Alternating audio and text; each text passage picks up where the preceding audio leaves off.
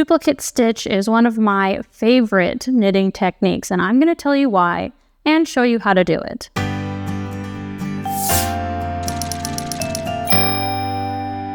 So in order to do duplicate stitch, what we're going to need to do is identify these little V shapes here, and what we're going to do is cover them with a different color. So I have this tapestry needle with a different color of yarn on it, and ideally you want this yarn to be the same as this one, just a different color.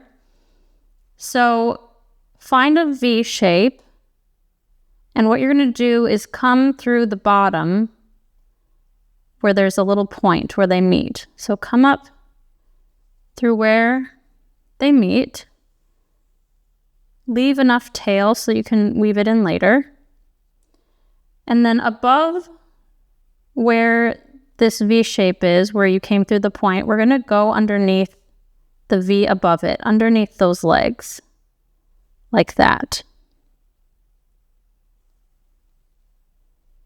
And then back down through that point.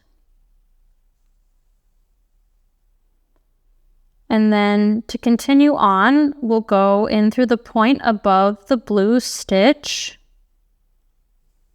pull through, and then above this V, we'll go through those legs and back down through the point we just came out of. And I love duplicate stitch. I think it looks so cool, and it does give a little bit of a raised texture, which I really like. There are different ways to make a design in your work, and there are some where you wouldn't have this raised effect, but I think it looks really cool.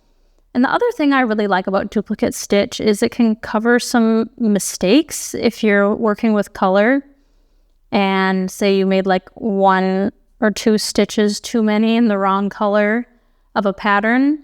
You can go back with duplicate stitch. You don't have to rip out your entire sweater, and you can just cover it up that way. So if you have found this tutorial useful, please like and subscribe to my channel, and thanks for watching.